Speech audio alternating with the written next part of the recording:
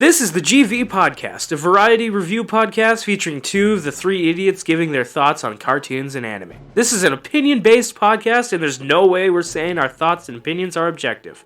Keep this in mind and enjoy the show. One Piece is pretty good. Yeah, no, samurai, what is it, World War I and II. Exactly. References, silly, goofy moments, children being abused, a lot of, yeah. A lot of ups, not a lot of downs. Yeah. Hello everybody, my name's Mayhem. I'm Jinsu. I'm Duke. I think they give a few kids downs, but Okay, that was a little Alright, moving on. And today we're talking about the next arc of One Piece, also known as Punk Hazard. every time we always end up on an arc where it's like people are like, well, this isn't as important, this is not as important, and it's like, what's wrong with you people? The number of people that say like these arcs aren't important, and it's like Are the Punk same? Hazard, Skypiea. They're the same people Thriller Bark. that don't watch One Piece. Yeah, no, it's a new term for it now. It's people who watch One Piece through reels. Ah. Yeah, no, there's a new one for that one. I saw one where it was. I was seeing real fast. I was seeing how someone was like, people were saying that this episode's animation is good. 1071 is really good. So let me put up these 4 still images of saying that the smear frames. the smear frames that were basically just like, this sucks. The animation's not good. Okay, smear frames. Here's Looney Tunes smear frames. Yeah, here's anything smear frame. Here's what it is inspired by. Here's the fundamentals of animation. Fucking dumbass. And yeah, just animation. That reminds me of when people were complaining about the animation of Mugen Train, and the way they did it was they showed the like in the process of animating it, the 3D models they used to track where characters are supposed to go. Yeah. It's like, man, look how lazy that is, and it's like, did you really think that every frame was just that every right frame off has the to bat, be perfect? Like perfectly drawn? And it's like, the only time that you can really expect that There's a process, dude. is backgrounds. That's the only time where it's like those, when paused at any time, look amazing. Yeah. Punk Hazard, which is the second arc post time skip. Post time skip. This is this is immediately after Fishman Island. Don't you remember watching either of those, Jinsu, and having such a great time? Yeah, like the part where the guy turned into mud. That was fun. And then But Frankie. it was very questionable colored mud. Yeah, and then Frankie locked his ass in a barrel. That's still great. Best part about Fishman Island. If I were to describe how this is compared to like early One Piece, I'd say this entire saga is going to end up being basically Alabasta for post time skip. Oh yeah. So Fishman Island is Reverse Mountain with Laboon. Oh yeah. It's 100% Reverse Mountain. Jinbei's Laboon? Well, mind you, how does the arc end? It ends with island whales. Yeah. So yeah, it is does. 100%. Fishman Island is essentially the Laboon arc, essentially, like of post time skip. I'm just having a whale of a good time. Well, now we're at Whiskey Peaks. Whiskey Peaks. Because what happens in Whiskey Peaks? We meet Vivi, and we hear about Crocodile. And so Law takes the role of Vivi. Yes, very much so, actually. And Doflamingo is Crocodile. Very much so. That's hilarious. And who was your favorite villain from early One Piece? Crocodile. That's right. Who's gonna be your favorite in post time skip? Crocodile. Still just Crocodile. He is still just Crocodile. I can't believe it. Doflamingo, he was so strong, and then out of nowhere, Crocodile. With the steel chair. It's Crocodile with the steel chair! Yeah. Well, yeah, so not spoiler thoughts of what do you guys think of Punk Hazard? Essentially the setup of the Four Emperors saga. It's another case of Oda just being like, hey, here's a fucked up idea, and it's happening. How can we make it a little fun? No, it's just, here's a fucked up thing. Who's the villain of this arc? The villain of this arc is Caesar Clown, who is capable of creating poison. As he has any kind of gas. He has the gas fruit. Who the fuck is this motherfucker? You don't remember Caesar Clown? Nope. He looks like Krampus. He's wearing a leotard, but it's covered in a cloak made of gas. You may have heard his dumb laugh. Shoot! No. If I grab an image, grab an image for him. But yeah, it's this is one of those types of villains, Jinsu, that's just like he is absolutely terrible. Here you go. Wow, a very small image to be shown from far away. No, I know who he is now. Okay. Yeah. it looks like Krampus. Yeah, underling of Doflamingo, as we find out later, obviously. Yeah. And it's like, once again, this is 10-year-old saga, 10-year-old arc, so I don't feel too bad about mentioning. Yeah, when did this this is a come setup out? arc. When did this arc come out again? I think it was like 2010 to 2012. Ha. Like it was around 10 years ago now. God damn. Let me check just real quick because I'm actually curious now that you ask. It's so funny to me still. Also with the fact that some people are just like, man, look at this series.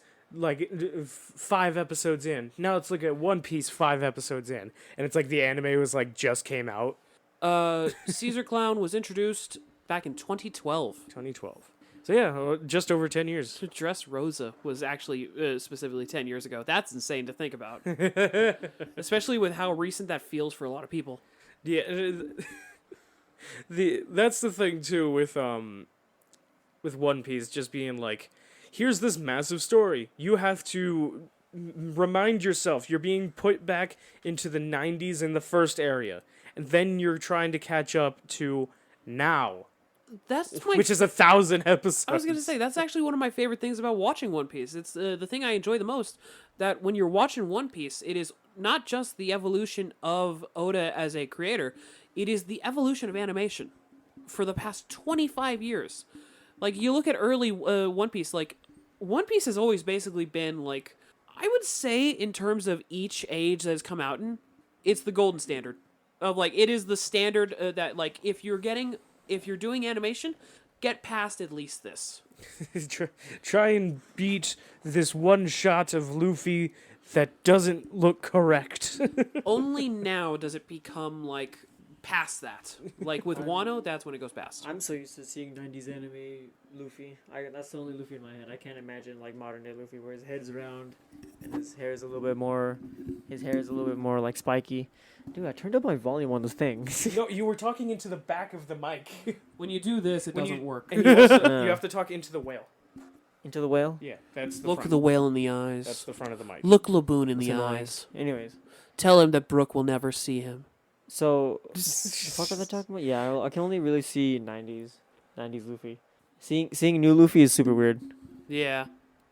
No, I know that's the other thing I know a lot of people have problems with when it comes to the comparison of pre versus post time skip of the art style.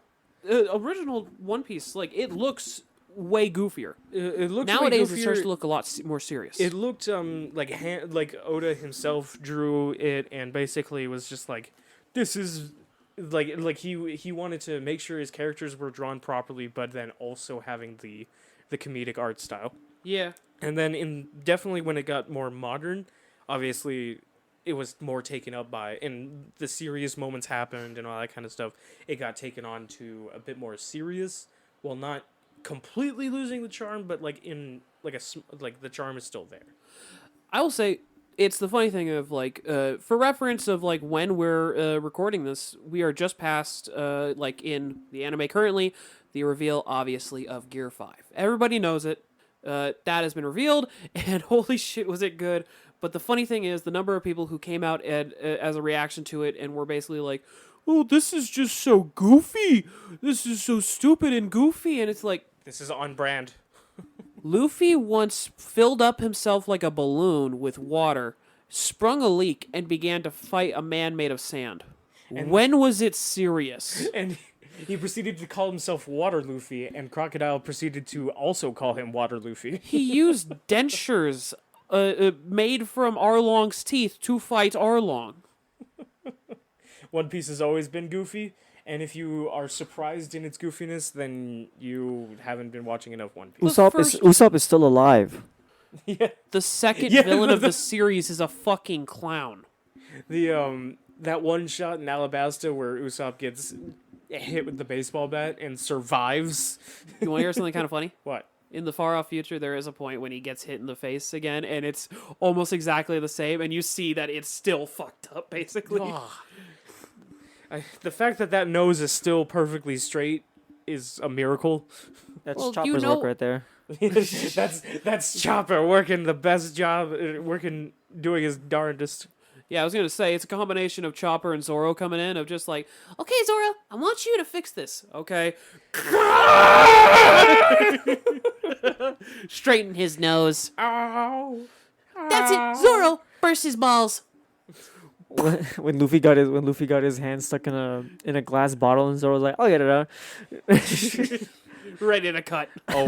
Always use the sword. No, use an axe actually. Oh. So, He's honestly, not gonna dirty his sword.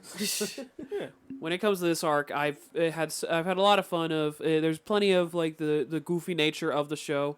Like that's one thing. I didn't hate Caesar Clown as much as I thought I would. Like he's pretty horrendous. Well, action-wise, yes, I hated him. But character-wise, like, he filled his role of, like, it was pretty fun. I mean, he murdered, like, 7 people, but, he made me laugh. Yeah, exactly. Doflamingo is going to do worse.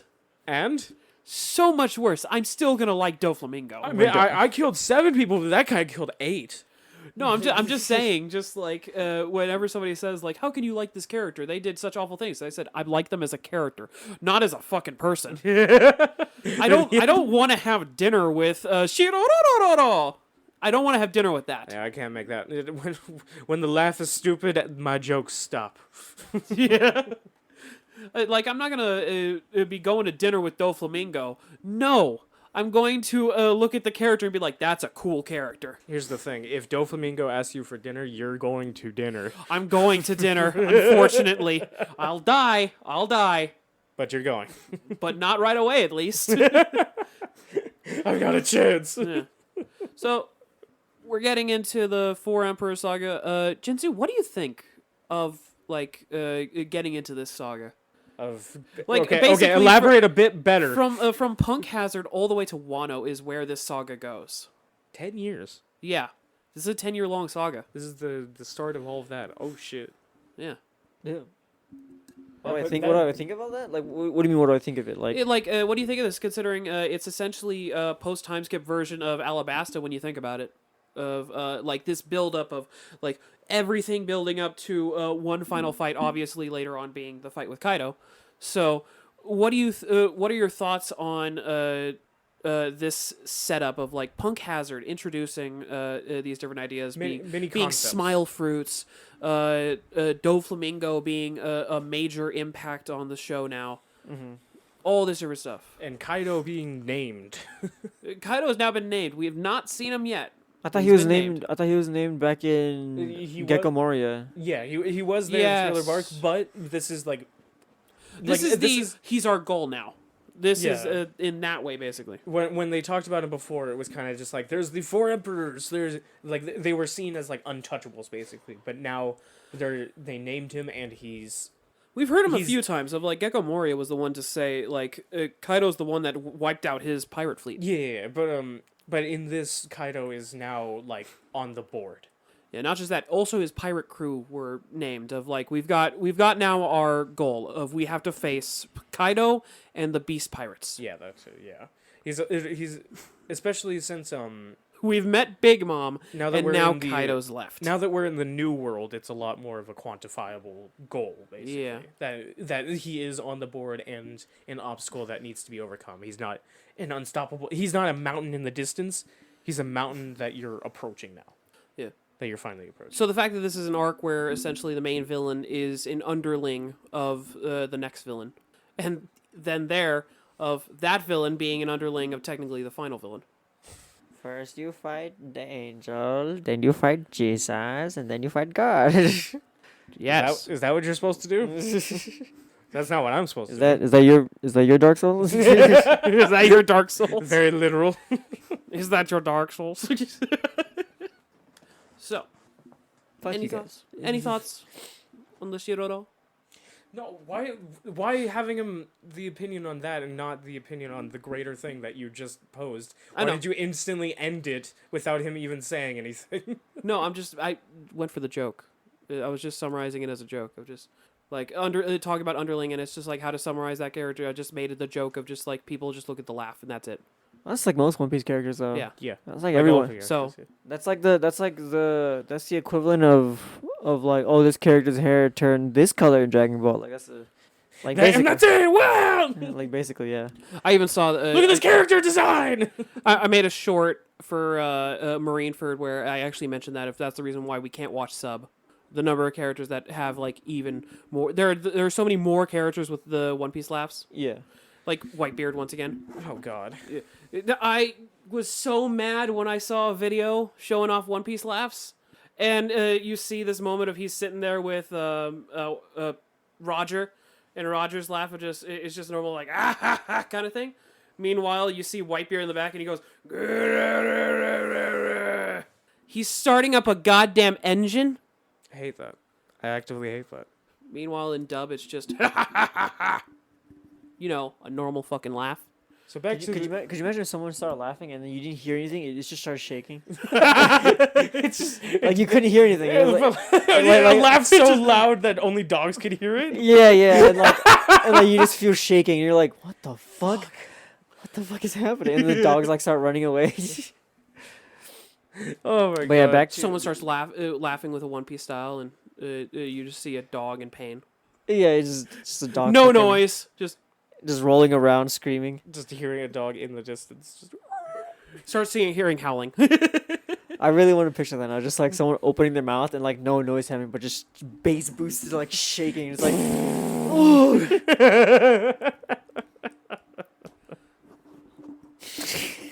you have to have vocal cords like the size of like, you know, the wires that they use to hold up the Golden Gate Bridge. Oh You, shit. you need vocal cords the size of that to like laugh that loud that you couldn't hear anything. It would just be shaking. So I think isn't that like a concept for like a giant for like giants that like Yeah.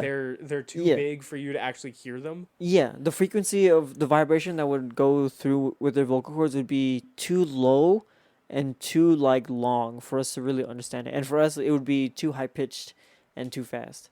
That's insane. That's always insane to think about. It's just like the logistics of something that big and just how we Physics, baby. how physics be, and they be working. Yeah, but if something's too big, that means it's gonna be slow. It means it's going to kill you before you ever understand what the fuck it is. Yeah, I think the planet is rotating at like, I forgot what speed it was. I forgot. It was some fucking. I saw this in some Neil deGrasse Tyson short or whatever. But it was like someone asked him what would happen if the Earth stopped rotating, and Oh, he was yeah? like, well, the Earth's rotating at this speed, so if we just stop, we would all fly due east at that speed. Yep.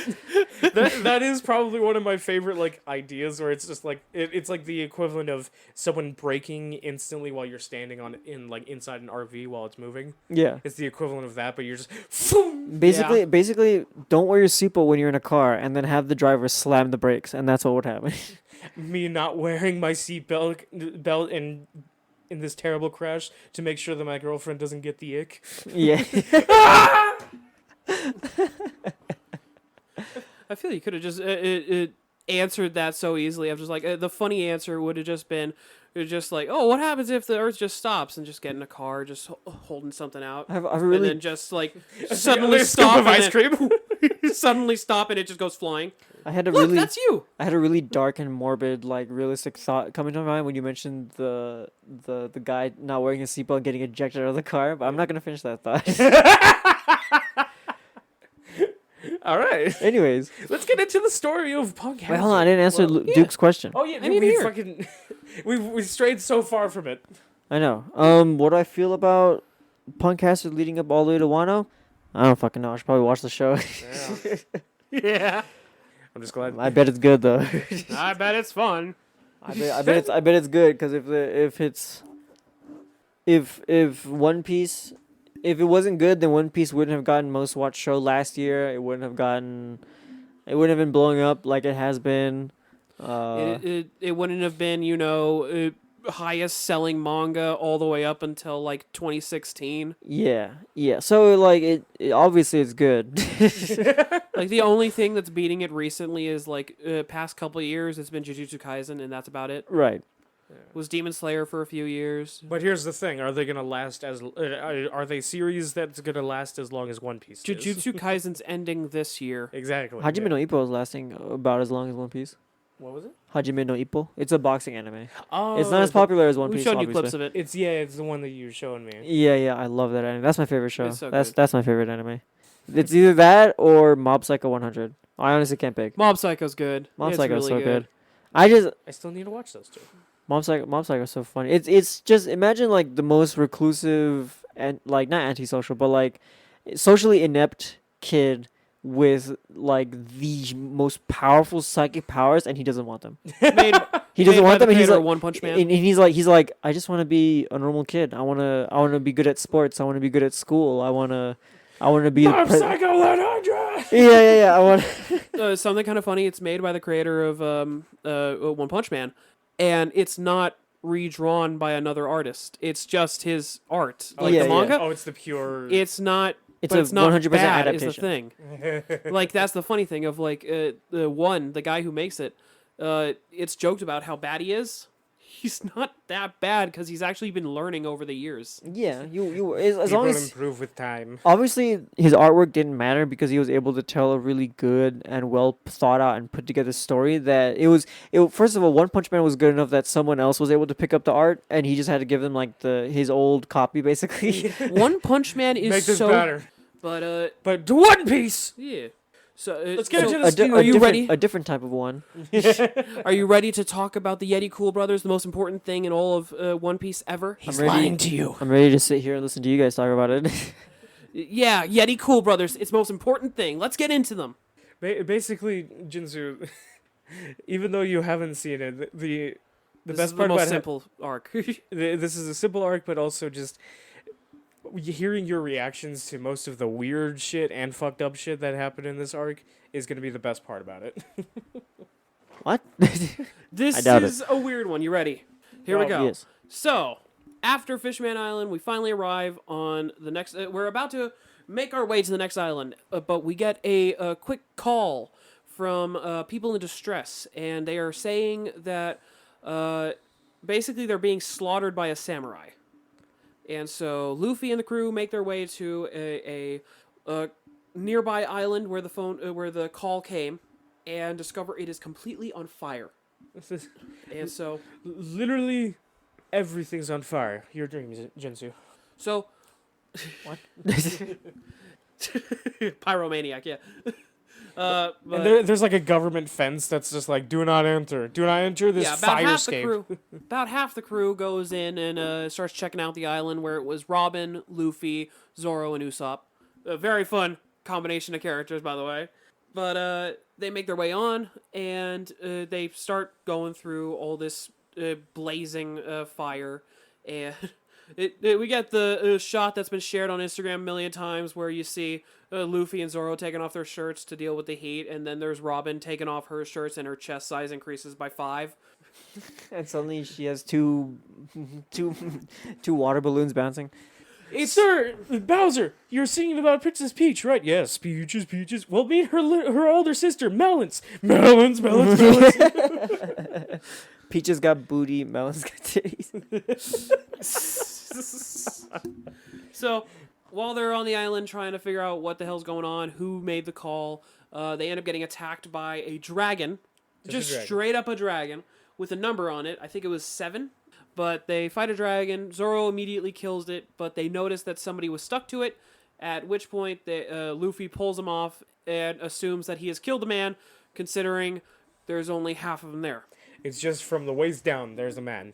And we have half a samurai now working with us. I need to find my son! Well, where are you? Momonosuke, where are you? Don't forget the last part. Huh? Don't forget the last part. Toot. There you go. Jinzu, What? there is half a samurai, and he speaks to you through farts. What? A legitimate thing. He farts in such a way that he can talk to you. That his ass can talk. His ass can speak. His ass has We vocal actually cords. We actually see his face lips. later. We see his face later on because it's only the bottom half of him we see at first. But we see his face later on. He talks normal, but when it's the ass talking, it's I need to find my son Momonosuke. Toot. That's at the end of every sentence.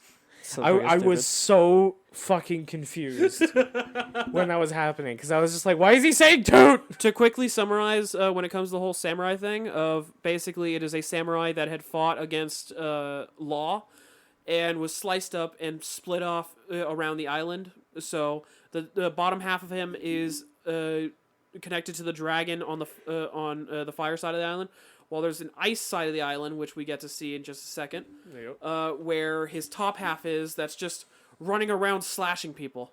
Running around on one arm, holding a sword in the other arm, and just wildly fighting.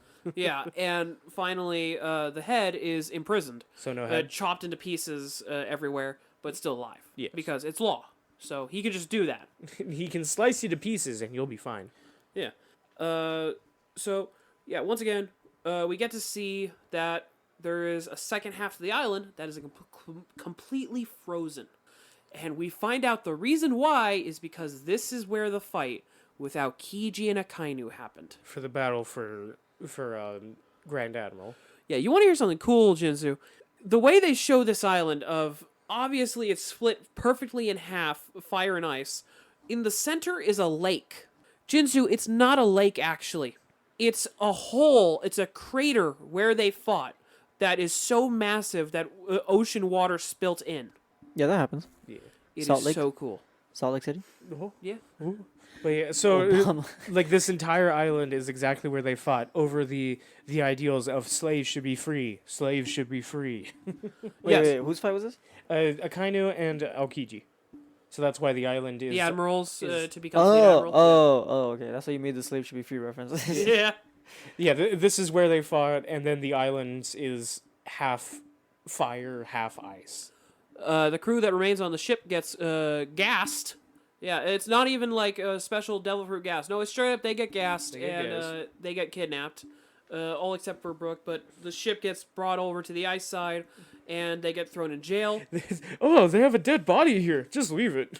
So we got the other half of the crew now being imprisoned, being Frankie, Sanji, Nami, and Chopper. And as they're kidnapped, they are thrown in jail with the head of the samurai. And so No, not the leader. The actual head of the one guy that's a samurai here. yes, The His great head. head of the samurai. his head, yes. And mind you, the top head, not the bottom head. Damn it! Oh No, God! bottom head is actually with Luffy. How fucked would Law have to be to do that? Fuck this guy. Guys, I have a 1,000-piece puzzle. What is it for? My dick. How much you want to bet that there was somebody that he did fuck with by just taking their dick? It's mine. He now. took their dick and threw it somewhere and never told him where.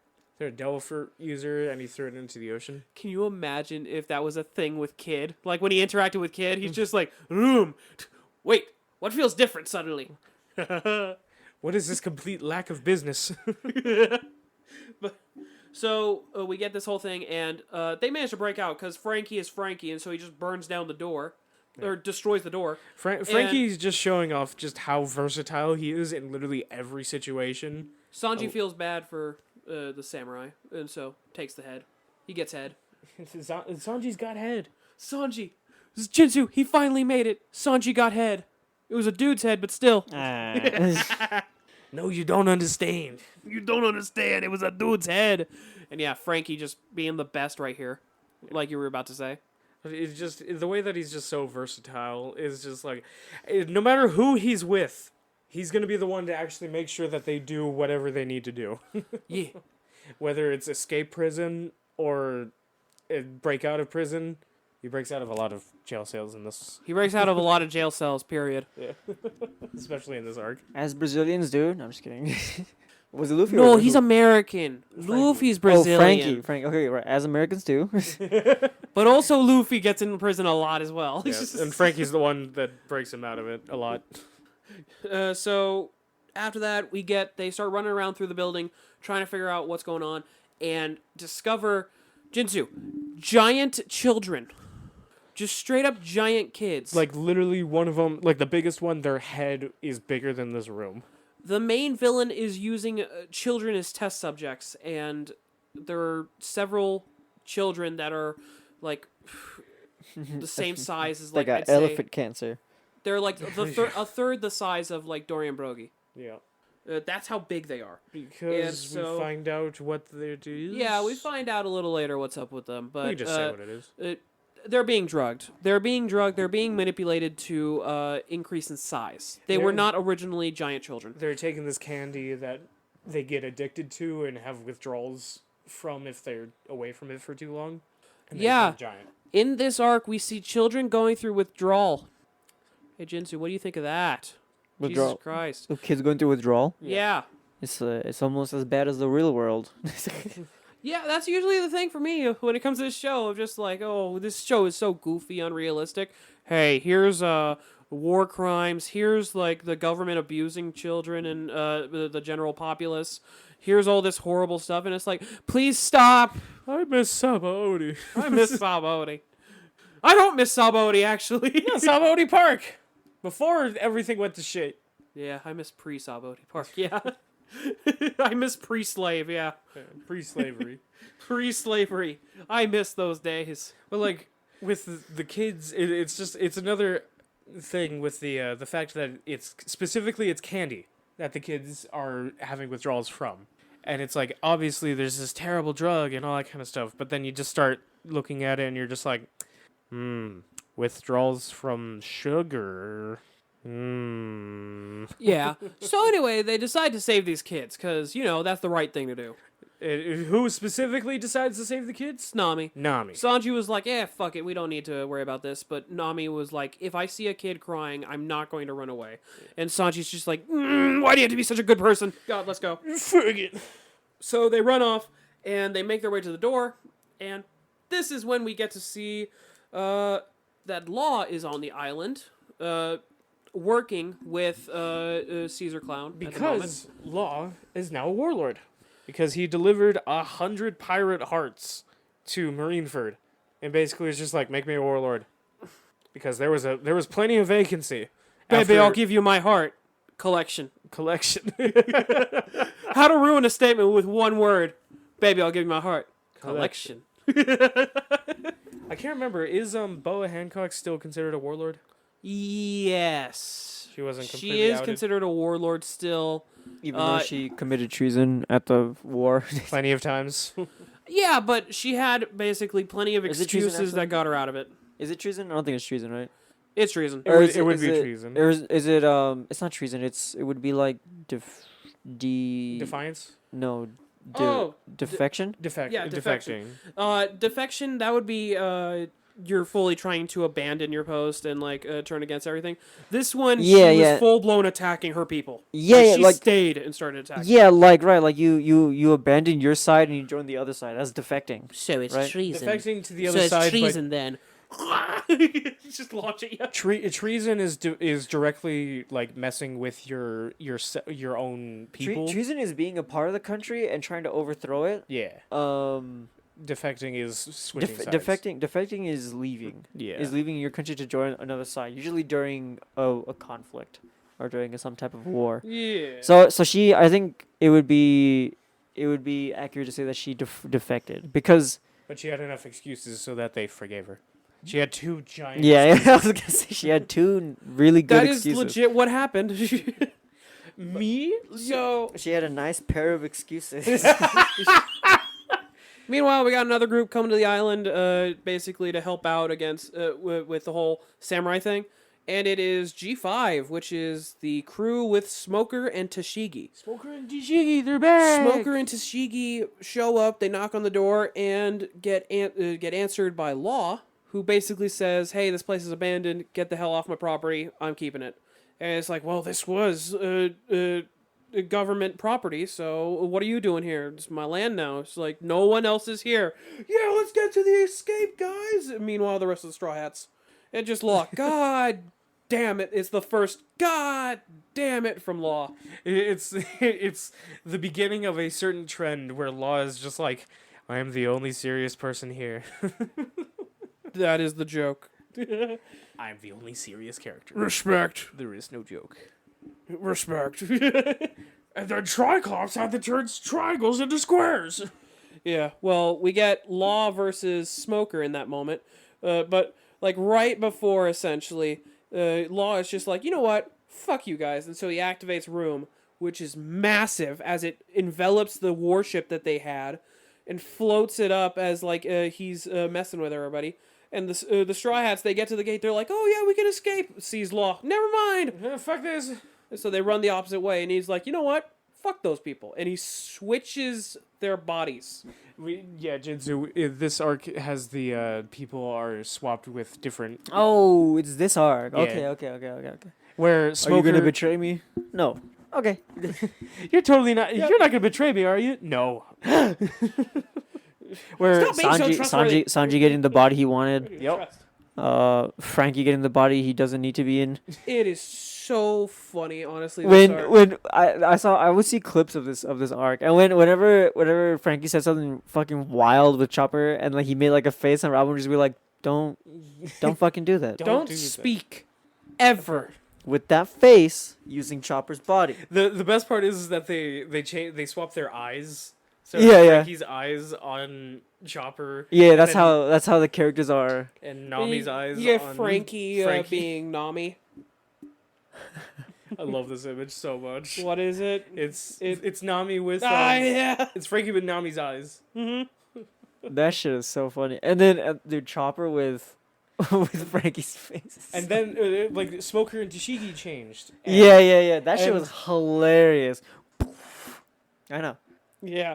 No. I know. That's the first thing he We did. had so much fun where, once again, we had this point where one of the body swaps obviously was Smoker and Tashigi. And Is it disrespectful that he exposes his chest a little bit because he does it normally?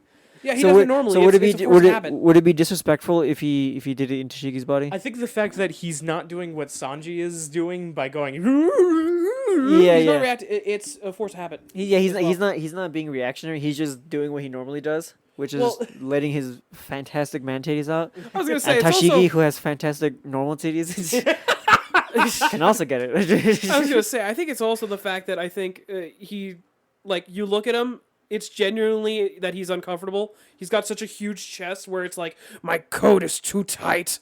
I have to unbutton it. Yeah, he did that and then instantly slicked his hair back. And then he swaps into Tashigi's body and it's just like, it's still so uncomfortable. I need a cigarette. I need a fucking cigar. I mean, Actually, he does a cool thing when it comes to the cigar thing, What? where he actually says, like, don't worry, I'm not gonna... oh, wait, no, it actually wasn't him. He didn't give a fuck. No, it was actually Sanji. Where, like, talking to Nami, where Nami is like, I can tell you're stressed out. You're free to have one smoke. Like, Yeah, they actually talk about that of, like, no, smoking's bad. My body's not used to that. Please don't smoke too much. I can see you're stressed. You're probably jonesing. Yeah. You're free to grab a smoke. You're what? Jonesing? Yeah, that's what it's called. When you're basically... got the shakes. When you're fucking having withdrawals from nicotine? Yes, it's Jonesing? called jonesing. That's awesome. I'm gonna It's call an- my it's friend an old that. term, yeah. But Indiana Jones I'm gonna doesn't. call my friend that. Oh, you've actually never heard that I've phrase? never heard that phrase before. That sounded like some old 50s term that you got from your fucking family of smokers. That Sonny over there, he's jonesing because he I hasn't had a also- cigarette in a couple hours. Jinzu, I also watch old media, so yeah, no, that's actually the case. But you're also around old fucking smokers. I'm around old smokers all the time, as well as I watch a lot of old media, and that's the thing that people have said before in old media. Just like, I guess you're jonesing for one. Yeah. Yeah, it's so jonesing funny. for It's so what? funny because you're not a smoker either. Because so I guess that's just what like tobacco and like cigarette smokers call it. But like I'm used to like being around the weed smoke Do you ever get phrasing. to a point where you're not smoking for a while and suddenly you feel a little shaky, like I need to smoke? I don't get shaky. I just get like irritated. I'm like, It's and called I'm- jonesing. yeah. Like those are signs of withdrawal and like addiction. But like That's all it is. That's the simplified version of it. Yeah. Just withdrawals. yeah. Those are the signs of withdrawals and addiction. But like I fucking completely different terminology from the weed smokers. Fuck it. It's fiend instead of jonesing. It's fiending. And then. That's also just modern slang. And Yeah, all that's that. true, What that's it is. true. Jonesing is old slang versus That's modern slang. Of like, I'm that's what it is. Then I'm just I'm more now used to. worried that if we look it up and it means something completely different nowadays or was like used as something else. You guys know what boofing is? Boofing? Boofing? Yeah. Monkey D. Boofy? Monkey D. Pass the boof. Pass the No, boof. it's not. I think in like the 80s or 90s or something. I don't know. I can't tell if it's old slang or like mid to like middle aged slang or whatever.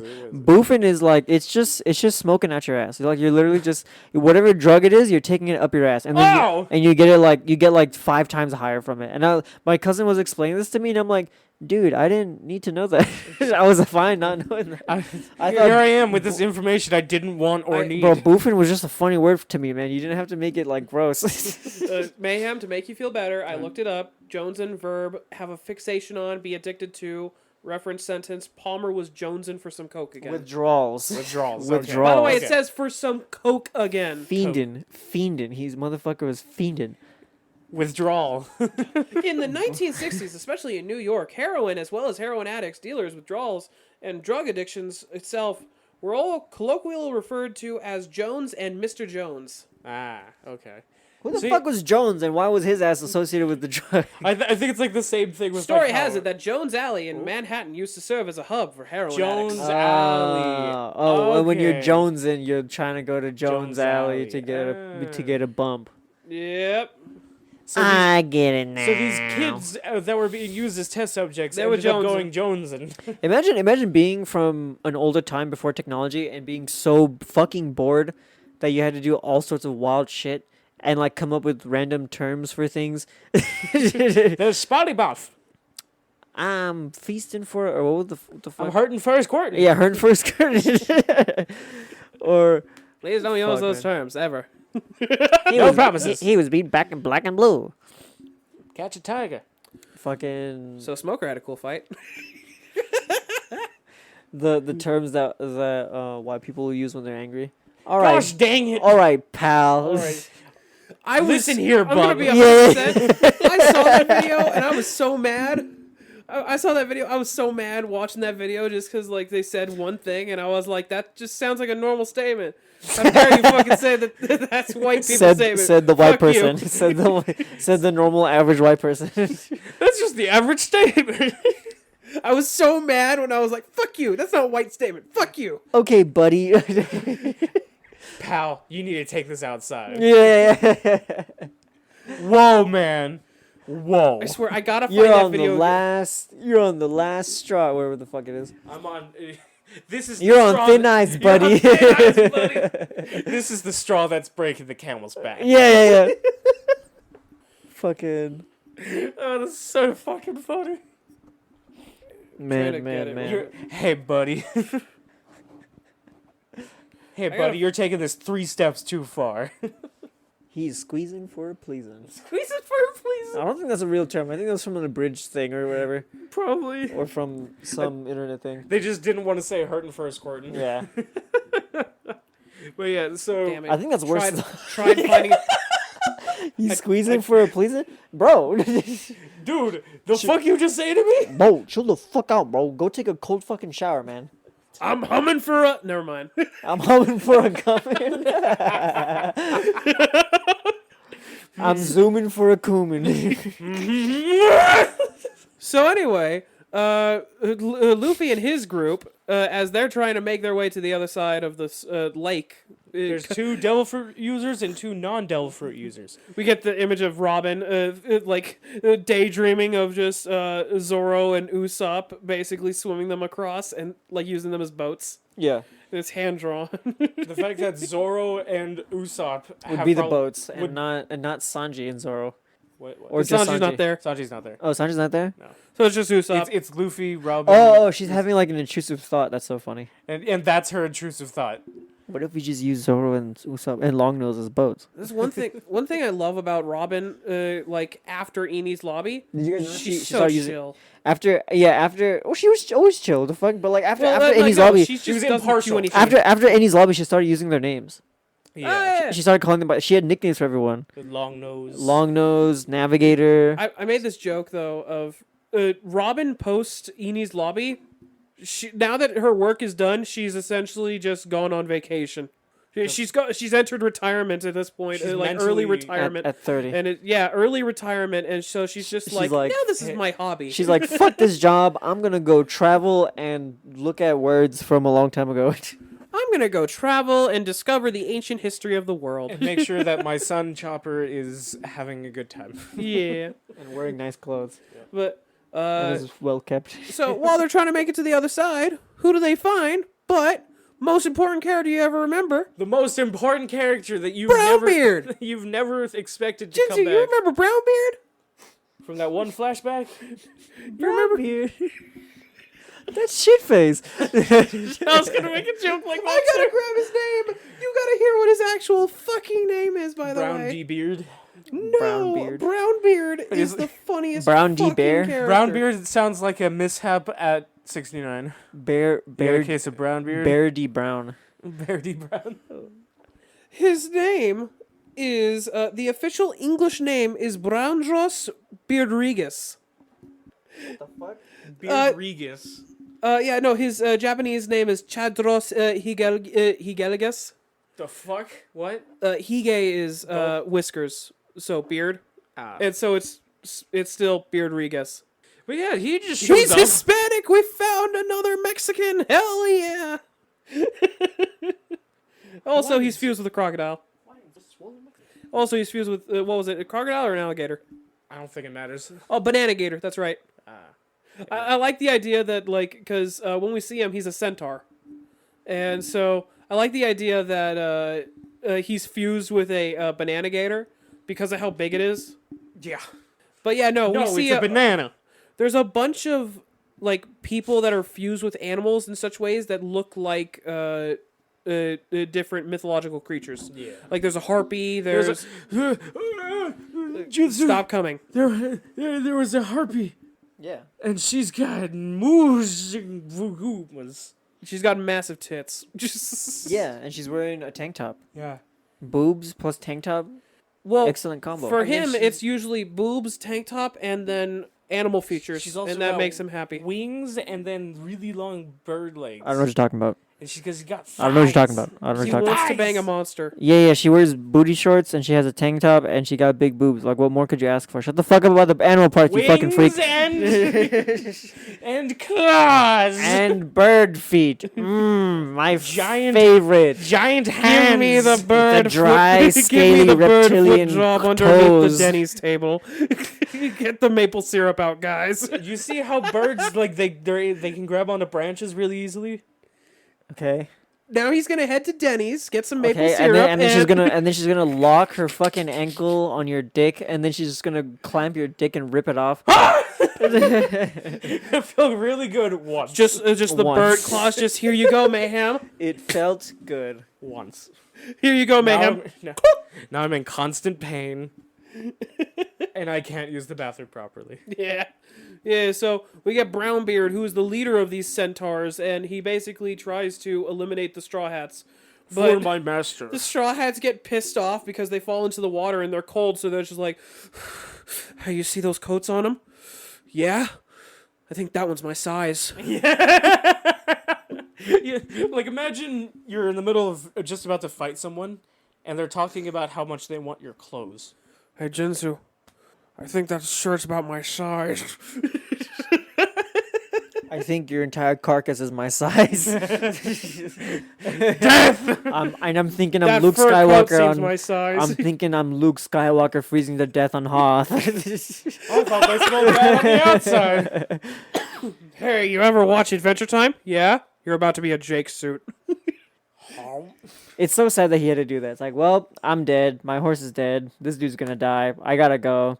I'm getting in my horse. Put him in the horse. Make igloo. They also kidnapped Brownbeard, by the way. Yeah. The kidnap shit face. Yeah. Yeah, we get the whole body swap thing, obviously. There was a really cool fight with Law and Smoker. It was honestly so well done, was a the really animation. Yeah.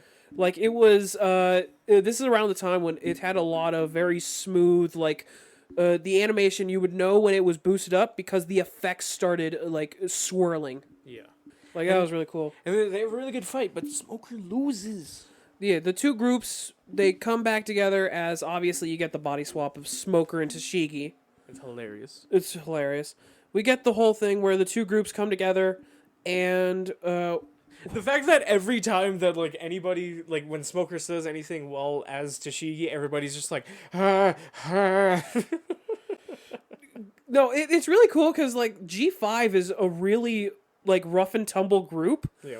But the moment they see like this moment of like their body swapped, they don't really react of like, oh my god, look, her titties, oh my god. They do that No. next time. They actually really don't. What they do is they see this and they're just like, hey, hey, Smokey, could you please put back on a shirt? We don't want to disrespect the captain. Why would I do that? Why would I do that? My chest hurts when I close it. My chest hurts unless I take fat drags. Birders will be like, oh, the scrunkly blorbo, and then show you a motherfucker looks like this, and it's just it's a bird like with its body scaled down, but not its legs, so it's just a tiny motherfucker with Giant legs. with huge spider fucking legs, just Huge sticking out. stompers. Huge fucking little gross reptilian dinosaur legs. Like a dinosaur. Yeah. So What Hey. slurs can I use if I'm 5'3"? so anyway, this is when we As find out that many as kids you go through a can. No one will hear you from all the way down there. So anyway, this is when we find out the kids go through withdrawal. Yeah. Chopper checks them out and it's just like, oh my god, they're drugged.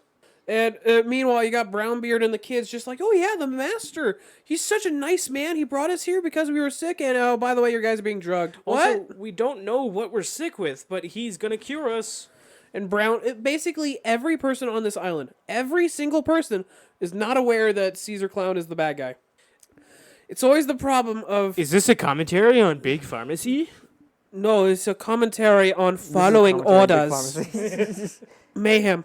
It's a commentary on following orders.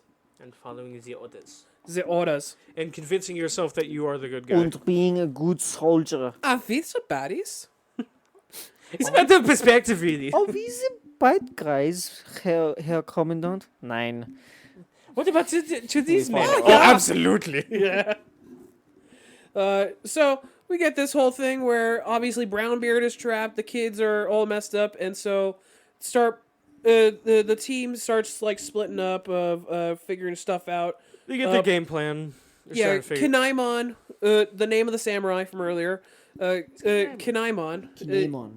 Huh? Kinemon. No, he wears a kimono. kimono. You're...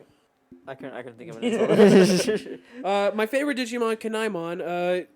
He runs off Yeah. to try to find his other body parts because he managed to reunite with his legs, and so now it's a head on legs. He has one of He's the got best, a head next to his head. He's got one of the best voices in English, where he's just like he's very like heroic statements, where he's just like, I must save my son. He is the My two heroic. best friends in the whole wide world, my son and a beer. He sounds kind like of beer he is sounds my like a son? Japanese man in a samurai movie being dubbed in English, Yeah. like on purpose. And like his lip sync is just a little bit off. Yeah. So like they purposely go into that, and I love it. But yeah, so we get basically Kanaimon goes over to try to find his chest so that his head's not next to his head anymore. And like we find out that Brooke fought his chest, so it's just like because Brooke was left behind, so he had to trudge through the cold and just came across his chest and fought it and defeated it. He was just like, Yeah. I don't know what the fuck this is. So Zoro no, what was it? Sanji has to go after Kanaimon, and so Brooke goes along with him, and he says like, "Oh, by the way, could you show me your panties?" And it's like, "Oh yeah, Lone, let's get a camera and everything." And just Frankie Nami just like, "Don't you fucking move!"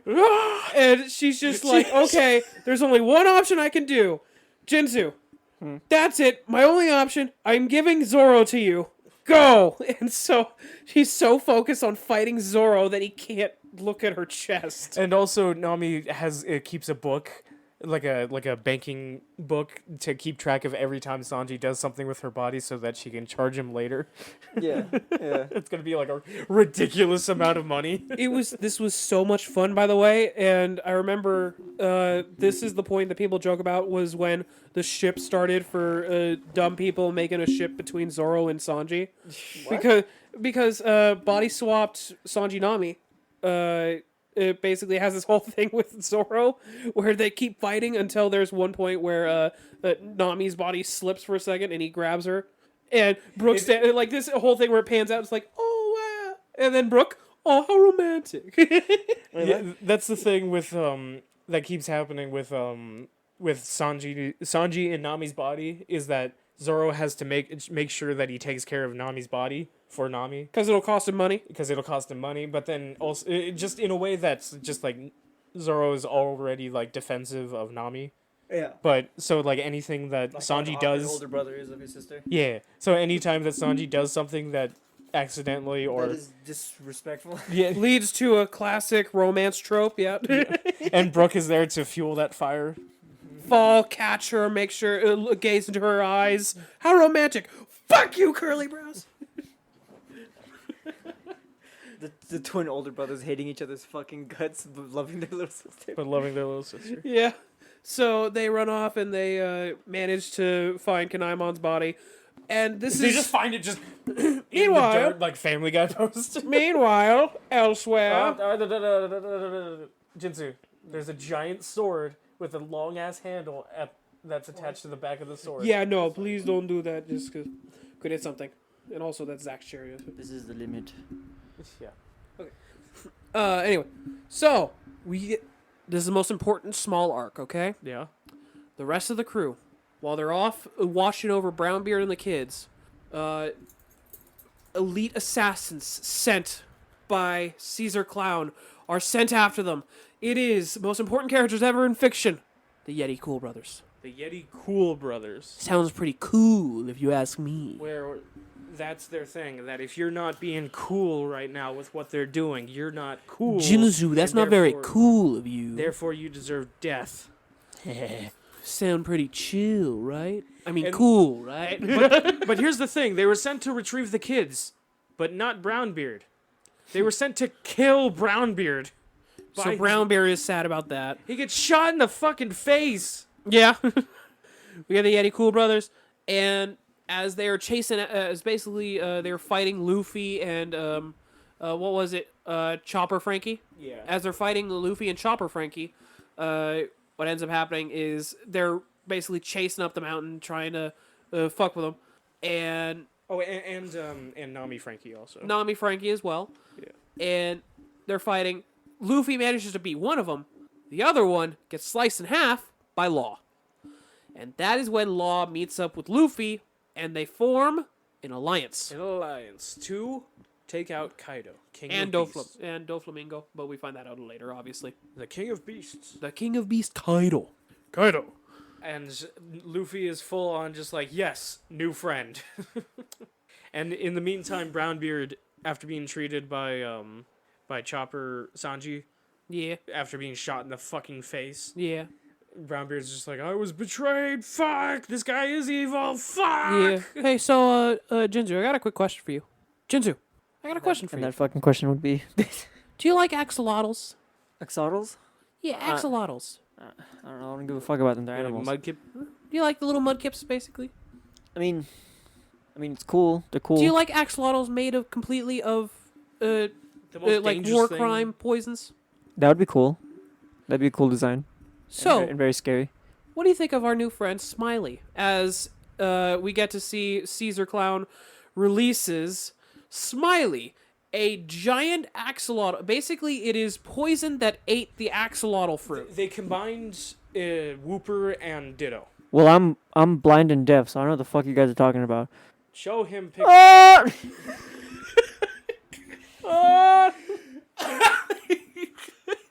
But yeah, just imagine a giant combined Whooper, a fusion between Whooper and Ditto, and it's magenta. Yeah, here you go. There you go. Wow, another small image. Yeah, it's a lot of red with 2 yellow dots. Yeah. Yeah, It's like peak design. it's once again, it's just a giant thing of slime, thing of poison that was given sentience by the axolotl fruit, which I think it was the fish fruit model axolotl. And this was like a thing that like Caesar made. No, it's salamander fruit. Sorry, sala fruit. That like he made it like a long time ago because before they fought, before the admirals fought, the island Punk Hazard was completely covered in poison. Yep. And this thing is That the reason. poison. Yeah, is that poison? And it has probably one of the most terrifying ways of killing you with poison. That it's basically you get taken over with you get turned to stone, basically. You get hard. You get Medusa turned to stone hard. Hit Jinzu. And then How do you feel dying hard? kills you. What? You die hard, you stay hard. Yeah. It's going to be That's the rules. no matter the what, rules. with either way, if I die to Medusa, I'm dying hard. Get this whole thing where we got Smiley, who's... Yeah, his whole job, basically, is to make it to the other side of the Where all the lake, threats are. where all the threats are, and kill everyone. That is his goal. They had like this whole like experiment thing set up where like a bunch of people had basically Caesar just sending out his own men to die to make sure that it's working properly. And when Smiley transforms into the mist, he dies. Like he dies when he does it. Yeah. And there's a basket of apples, and his devil fruit that he had, the giant thing, Jinsu, you see it go into one of the apples. So you actually see a devil fruit get made after something that has the devil fruit dies. Ooh. That So- was a really cool sequence, honestly. So the closest fruit that's to whoever dies with the devil fruit gets turned into another devil fruit. The closest fruit. Yeah, So, Oh, so it doesn't matter what fruit it is. It's just the closest fruit. the closest fruit, and then it gets all wiggly and shit. Yeah. Then why does? they actually show it, yeah, where... Never mind. I almost said a spoiler. Never mind. Never mind. Oh, yeah, be careful. But I was gonna say it's actually kind of cool. Of like we actually get to see how it's done. Of like you start seeing, essentially, it looks like it's poking out and then it starts to curl all around.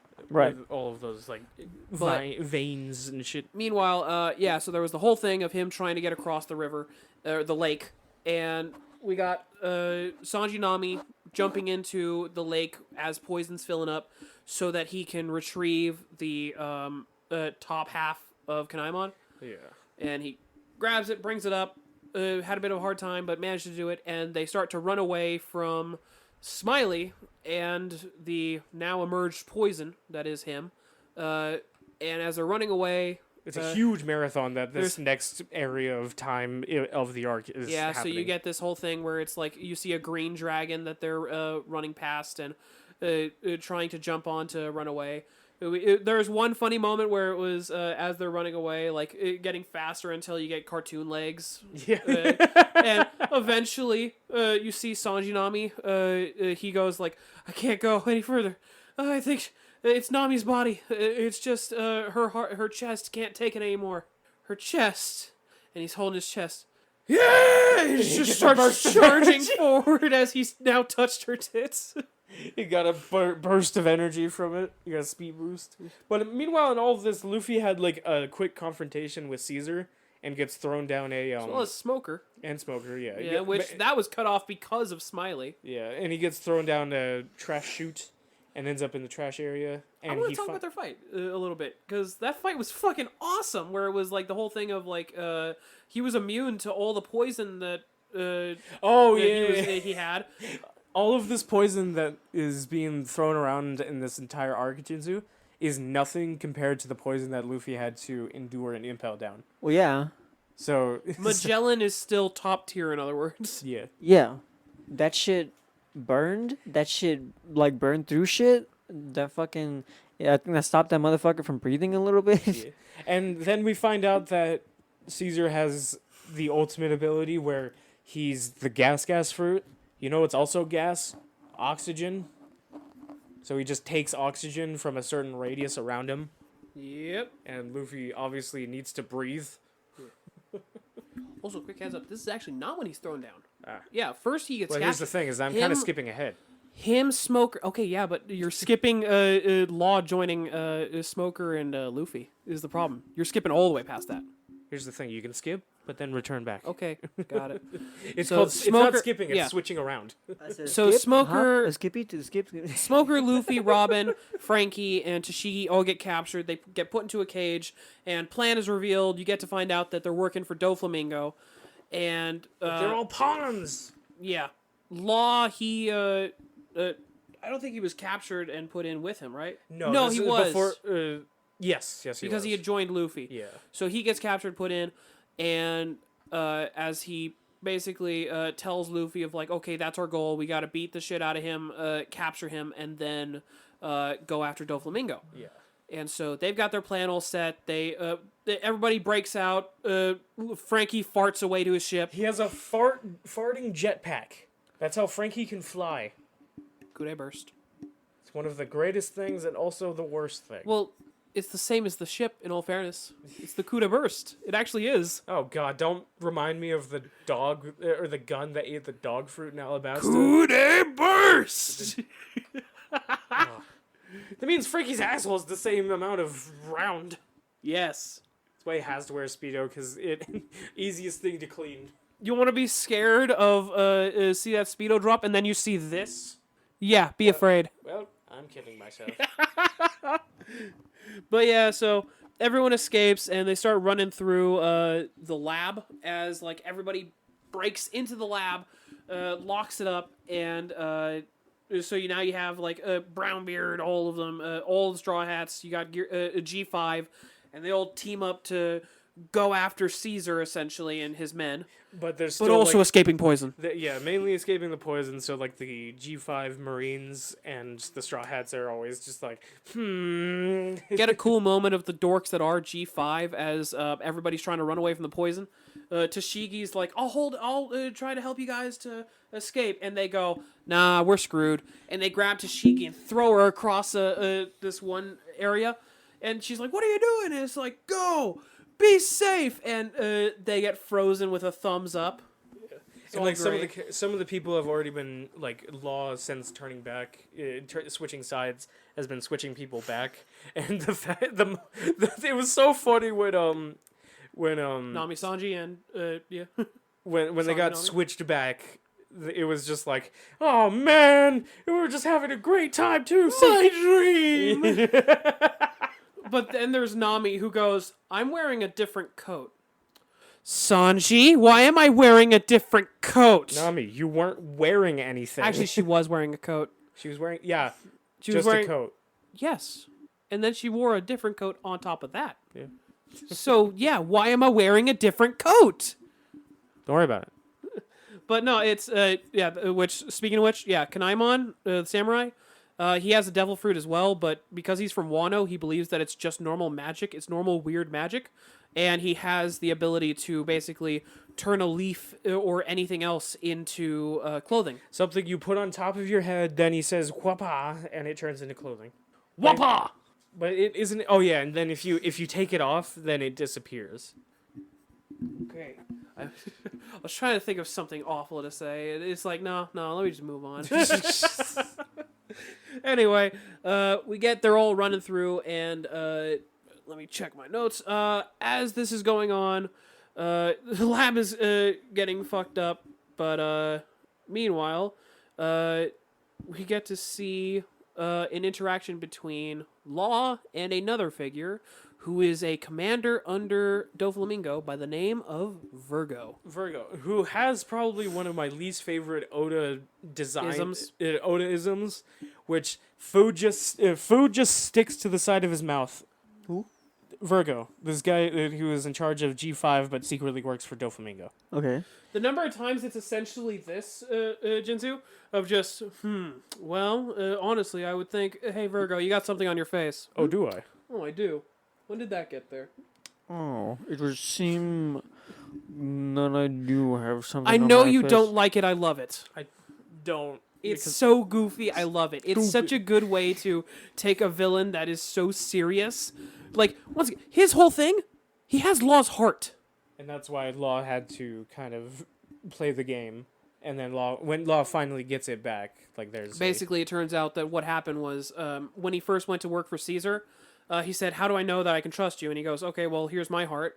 And he goes, okay, cool. Anyway, for a fair arrangement, here's my assistant's heart, Monet.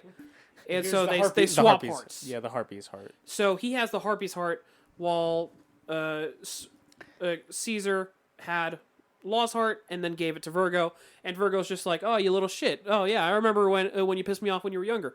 Squeeze the heart. Yeah.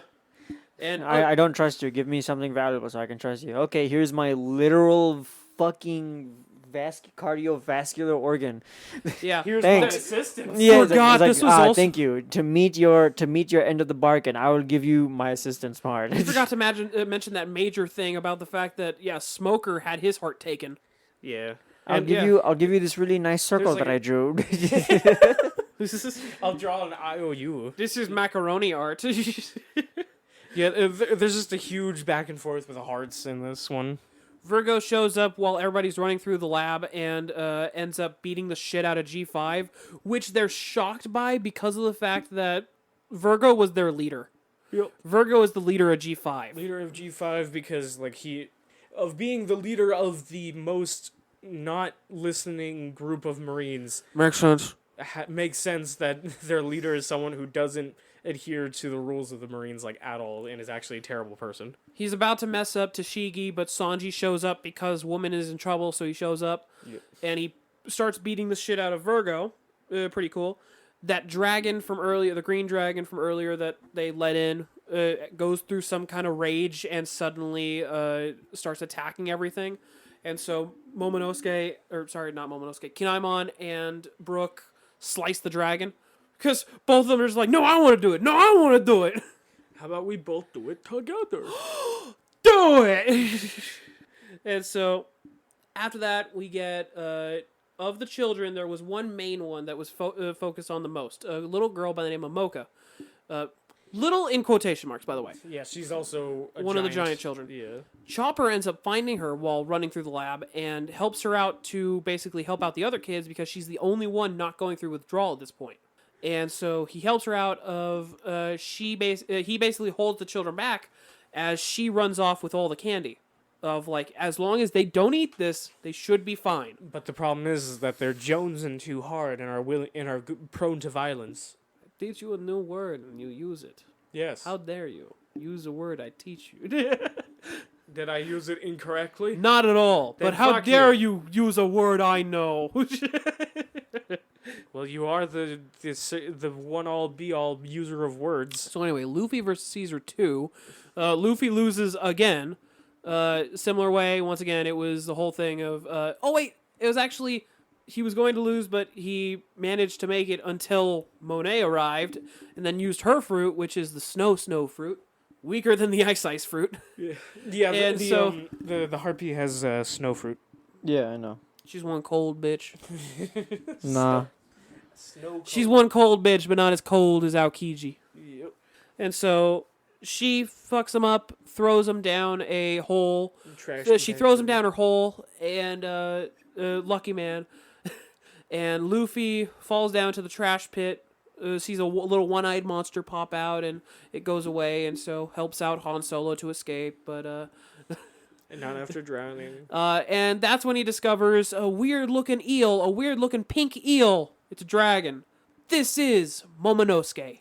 Because he refused to eat anything that was given to him because he's a prideful samurai boy. And only after getting away from all the other kids in the facility and breaking out of where the kids are staying, he finds a fruit. And since he found it himself and no one offered it to him, he considers it his own bounty that he earned. So he eats it. It tasted terrible. He can now turn into a small dragon. It was an artificial devil fruit, by the way. An artificial dragon. Ooh. Devil fruit. Yeah. I wonder who it was artificial from. Yeah. Ooh. Is it Kaido? Shut up. Shut the fuck up. Shut the fuck up.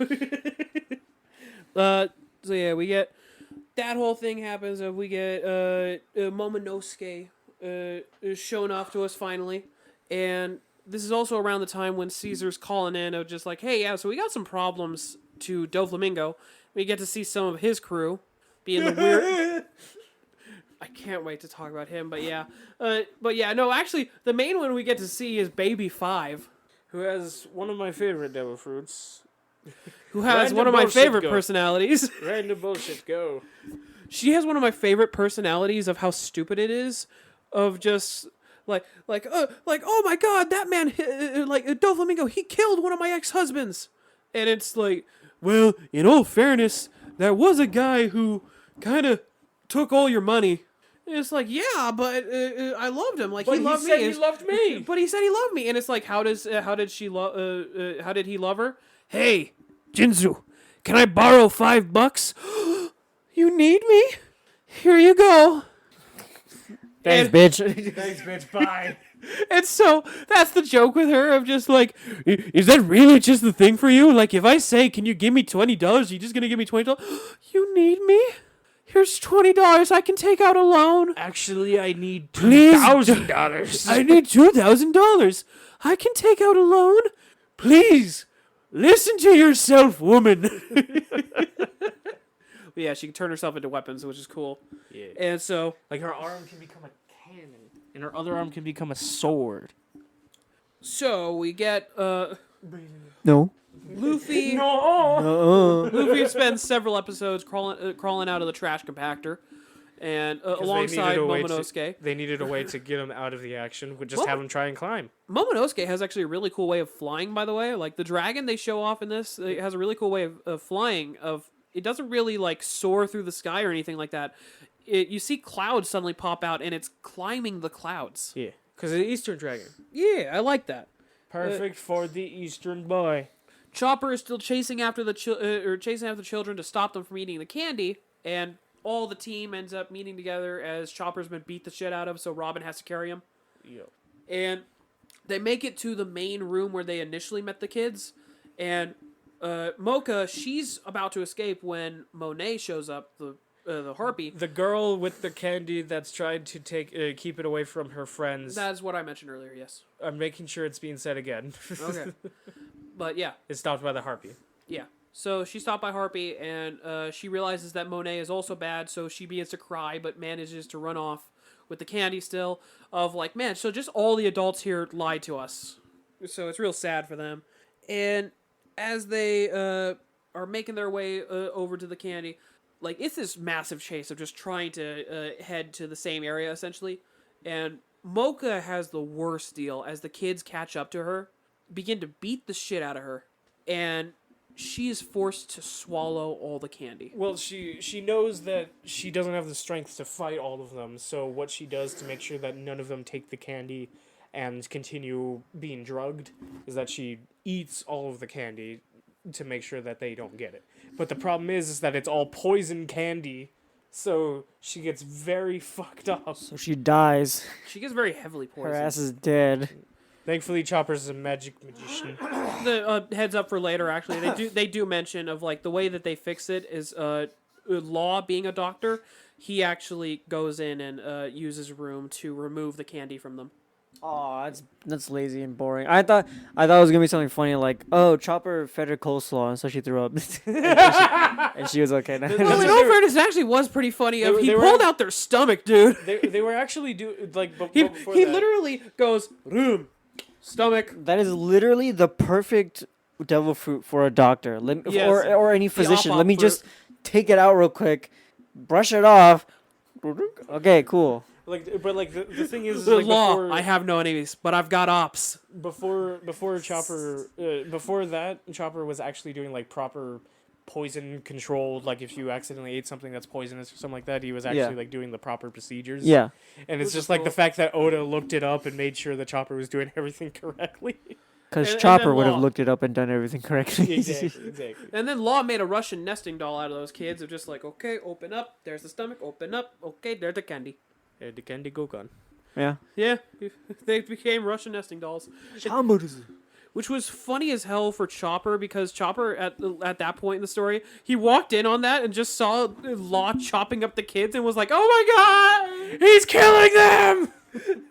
But yeah, anyway, we go back and we get as Monet is trying to kill everybody in this room. Essentially, she begins her fight with Zoro and is joined by Tashigi. As you got Zoro and Tashigi teaming up to kill Monet. But Zoro has a bit of a nerf going on right now because he's trying to fight a woman, and he can't fight women. You mean he's not using hockey? That's You it. mean he's not using hockey? It's not that he's sexist. Jesus Christ, man. But I mean, We all know it. He's not sexist. He's just racist. he's just racist, and she's not.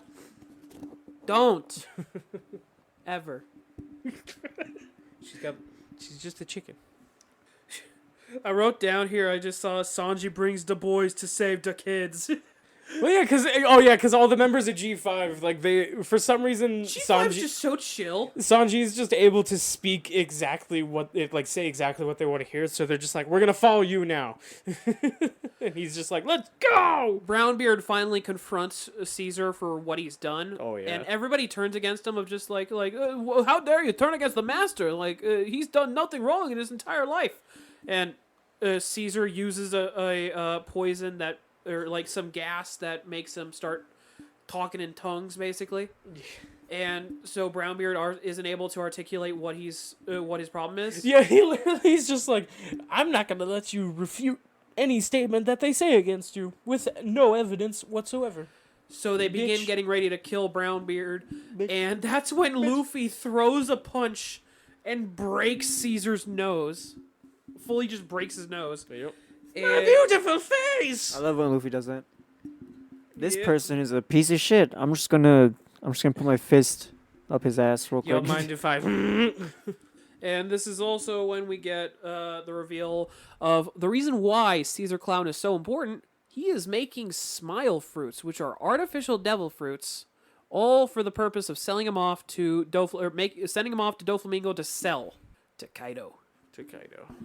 Yeah, so there's that. It's a drug empire, and we've found Walter White. Yeah. God damn it. Am I wrong?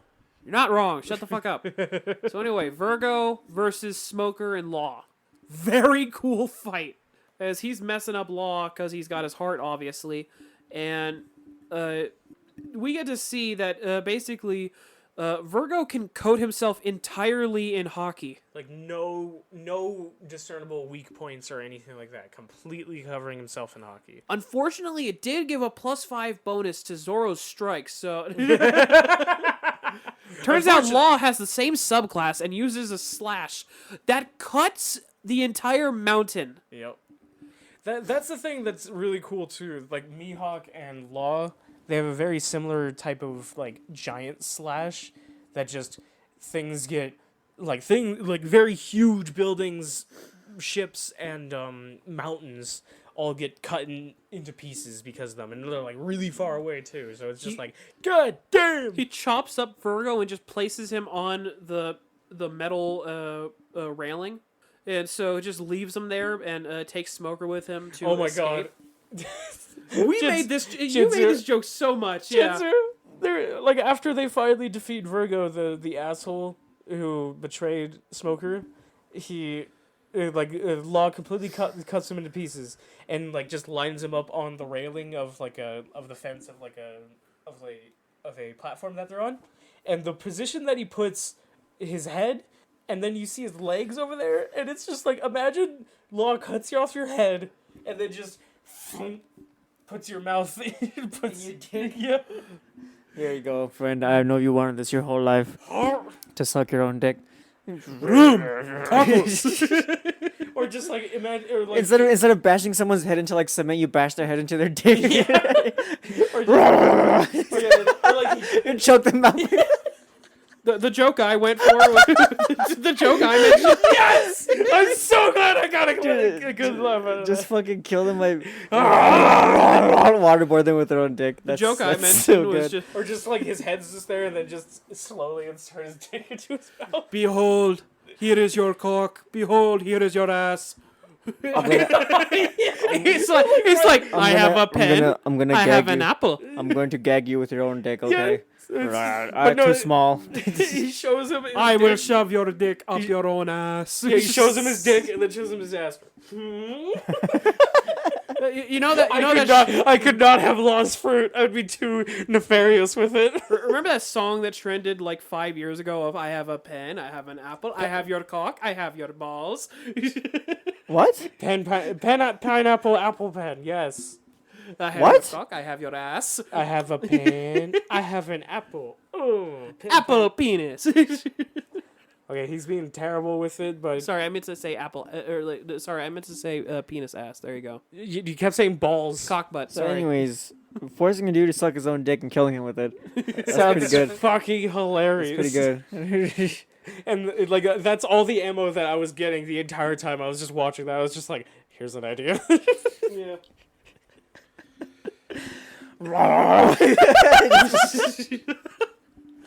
So, Please stop. meanwhile, Caesar becomes a kaiju.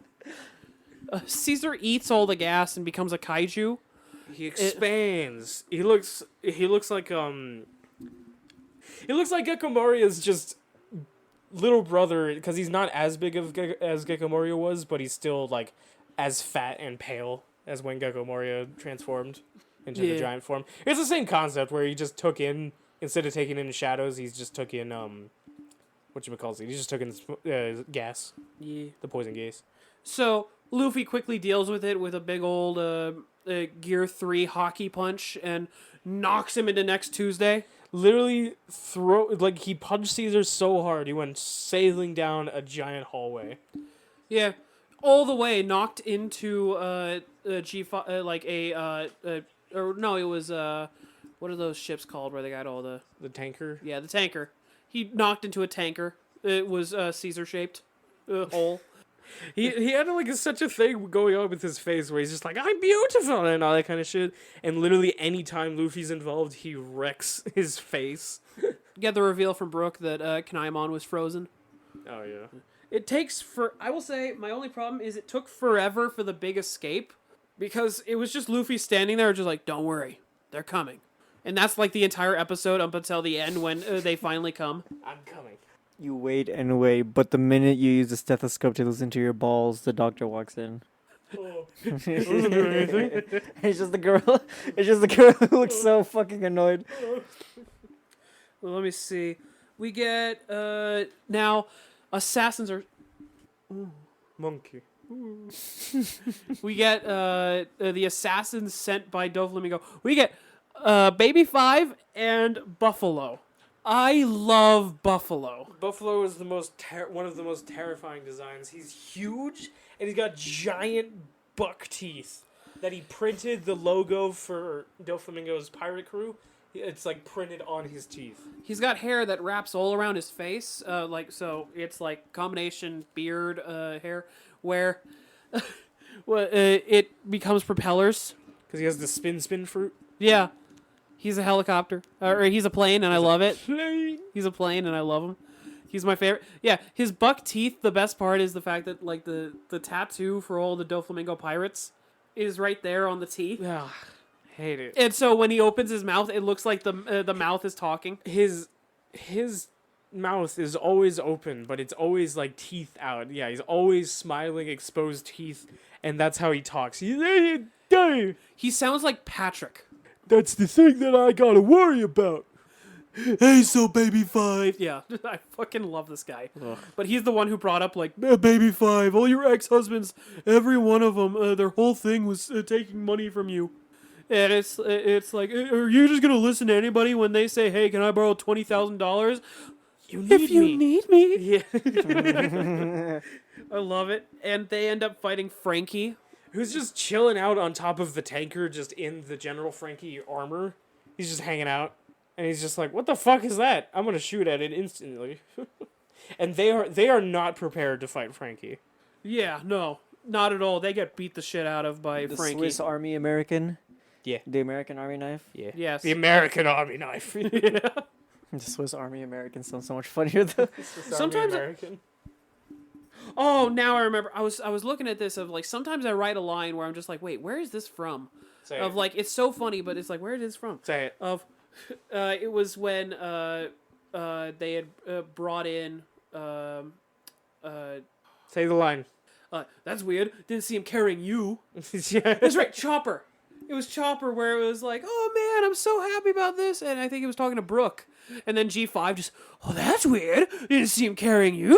Oh, and it was like, god damn, the sass on G5. Yeah, because like they're like Brooke is just Brooke was saying to Chopper, it's just like, I can't believe that it took you this long to get here. Oh, I'm sorry. I guess we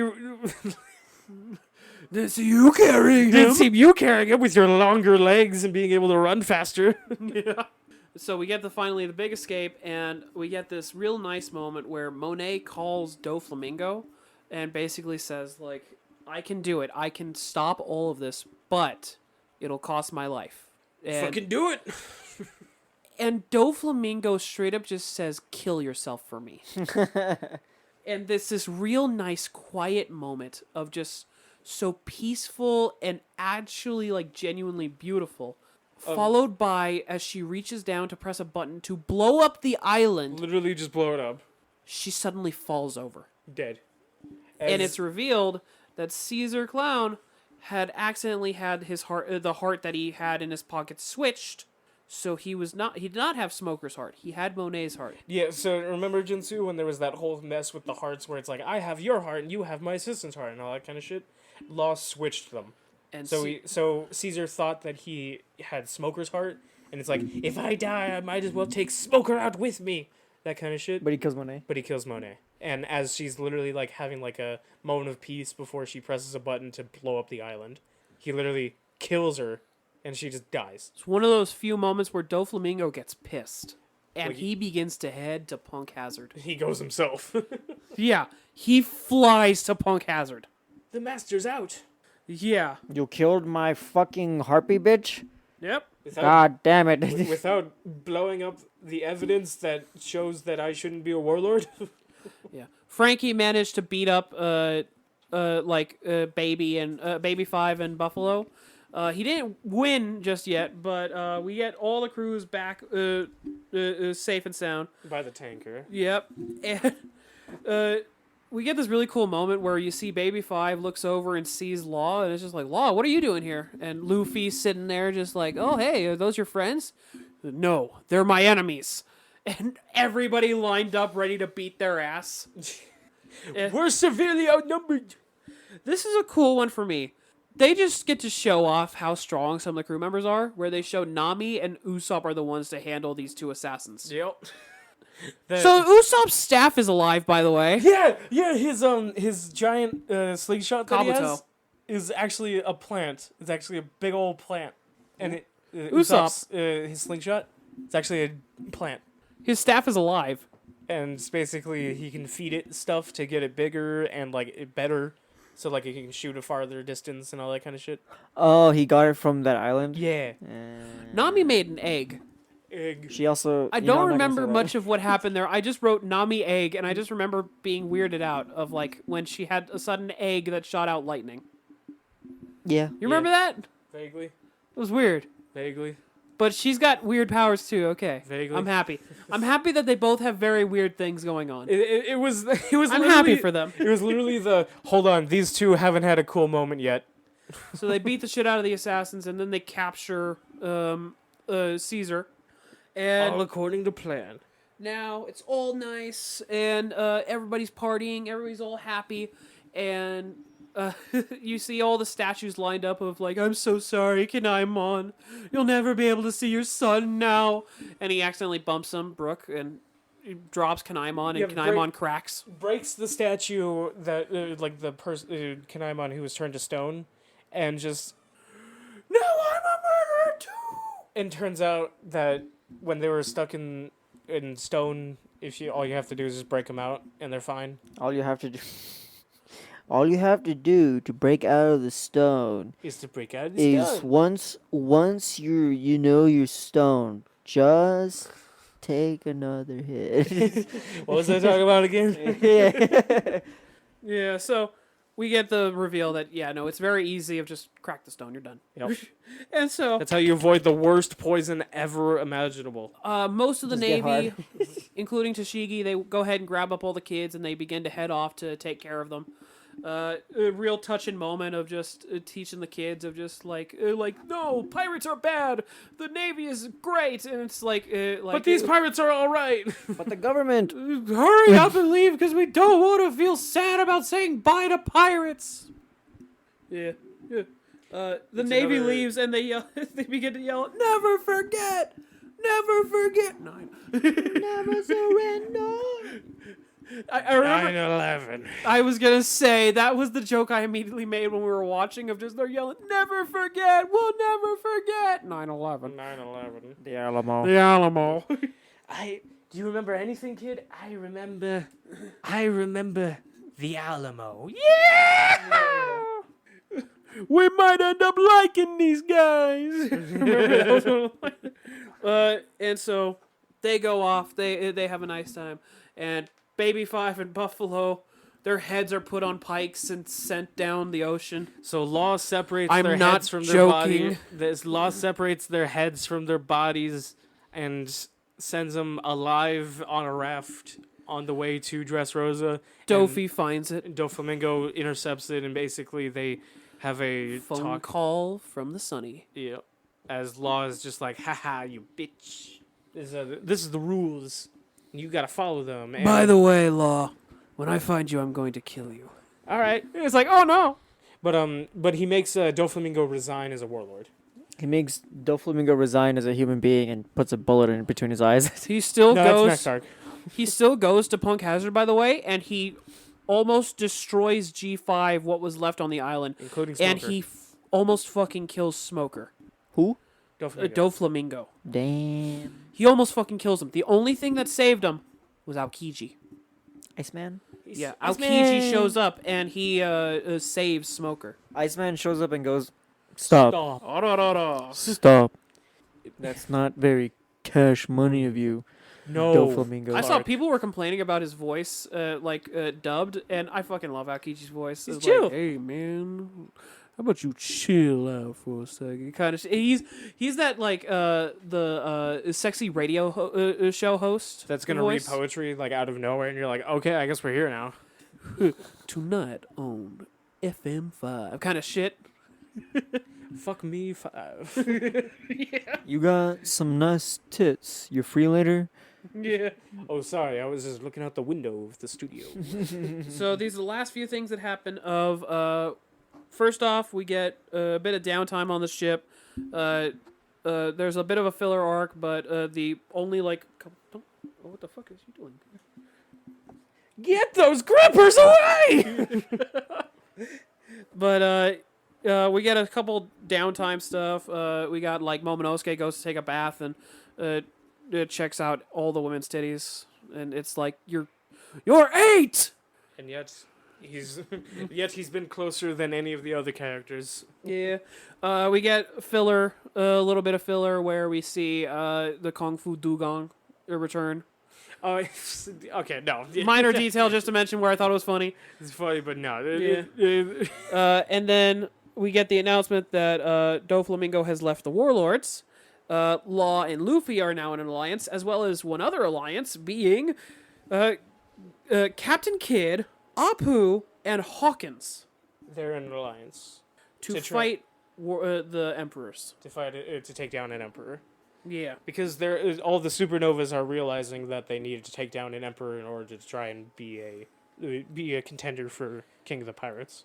Yeah, I also thought it was funny of just like, oh yeah, no, we gotta make our way over. And it's just Momonosuke and Kanaimon are so lucky in this moment of just like, oh well, before you guys fully leave, there are certain areas we have to go to. Is it okay if you drop us off? Okay, what are the places you have to go to? Dressrosa. We're going there. Good for us. Okay, awesome. After that, we need to go to Zoe. Okay, we're perfect. We're going there next. Well, that's fucking convenient. And then finally, we need to go to Wano. So you're just main characters, right? Yeah, so you guys are just here now, right? And we also get the announcement that about the warlords that while Doflamingo's left, there's a new warlord, being Buggy the Clown. Buggy the Clown is a warlord now. And you know the face of Buggy that we have on as the wallpaper for our computer in the studio room, Jinsu, where he's going, "Ah!" What? The face of The Buggy new wallpaper on my computer. Oh, yeah. When he's laughing. Yeah, that's his announcement that he's a warlord. That's his. That's the picture of him. Laughing. That would be like his wanted poster, but like his. This is a warlord poster. Oh, Yeah. his wanted poster. Okay. So, Yeah. next up, a little bit of information. Kainu, we finally get to see him again. He's grown some facial hair, looks pretty cool. And he is sending an admiral to Dressrosa by the name of Fujitora. A new admiral. Yes, a new admiral. So I'm excited for that. And mind you, we had already seen the original 3 admirals, and now 2 of them are gone. So Fuck you. yeah. So all that's left Flipping is off. Kizaru. All that's left is Kizaru, which means we have 2 empty spaces there. 2 empty spaces. So Fujitora is supposed to fill one of them. I sure Don't know hope. the I other sure one. hope this admiral isn't disabled in any way. That's a weird thing to say. All right. He's in a wheelchair. It's very sad. That was He the has story? erectile dysfunction. Oh, don't forget this part, the very end, What? when we see Doflamingo and his commanders. Oh, yeah. First off, there's a little girl by the name of Sugar. That's the first one we get to see. Booger, I fucking called him. I fucking love this guy. Just like, hey baby 5, how about you marry me? Come on, girl. Think about it. He embodies a lot of people who watch One Piece. Fuck you. He's a self-insert for them. You got an old Not a fart. self-insert. I was gonna say That's there's. just That's Oda That's Oda inserting them. that's called commentary. We get the old fart who's just this like decrepit old man who looks like a fucking mummy. Who looks like another One Piece fan? Old. 7 years. Yeah. What was it? You get the hero of the Colosseum who was like this one guy, one of the commanders, where he's just like, oh no, I'm not that great. I'm not that great. No, yeah, you are. I'm not that great. I'm not that great. No, you are. I'm not that great. I'm not that great. Yes, you are. There's no way this Okay, You're guy's. not that great. Okay, you're not. There's Okay, no fine, way. I'm that great. There's no way that this guy is disabled. Jinzu, No way. Jinzu, is Dressrosa a commentary on beating up disabled people? Yes. I am an ableist. And Whatever. I'm gonna give you this heads up right now. The last guy that was introduced of those commanders, Yeah. the spiky guy, Yeah. that was just sitting in the chair, all big. Yes. His voice is one of the biggest jokes from Dressrosa. Okay. His voice is very high pitch, Are you over and here? he's fucking huge. Are you a mountain? Are you over here ruining the joke for me so I didn't notice? Are you? Because I know you. Are you a hate fucking that. mountain? When you see it, I know most times you've seen that kind of thing. You hate it. But then there's Chopapa. Yeah. But then there's Pika. Yeah, that's just hilarious. Yeah. Anyway, we get the last announcement of just like, okay, well, I'm not a warlord anymore. Anyway, let's get this shit out of the way. Let's kill the Strats! Open a chest. Let's see what's his bargaining chip. Do you remember what it was? Looking at you. It was the last thing we saw. Was it Law's crew? No. It was a devil fruit. The Luigi no me. Oh wait, The no, it was someone's devil fruit. It was someone significant. They're Very significant. It was- You know, an entire war was fought over them. I can't remember. The donut fruit. The flame fruit. Oh, Ace's devil From fruit. Ace. Yeah, Ace's devil Yeah. fruit. Which I, by the way, I have the idea that the reason why he has that is during the war in Marineford, he put like a barrel of fruit underneath Yeah, the stage yeah. and was just waiting. And so once it was done, he was gonna just take the fruit and leave. You know, he had like a fucking rotting banana in his pocket and was like, "Oh fuck, I don't know what to do with this." So, Ace is about to die. so if Whitebeard had just died normally, he would have gotten that fruit as well. God damn. If he had 2 fruits, Could you imagine the bargaining chip being the flame fruit and The tremor. the tremor fruit? the 2 strongest fruit or one of the 2 strongest fruit. Yeah. But yeah, that is the entire season, and I'm so excited for Dressrosa. Yeah, that was the story of Dressrosa. Are you ready to put on a dress now? No. Mayhem? What the fuck? All right, guys, we're talking about Dressrosa. That's why we're all in.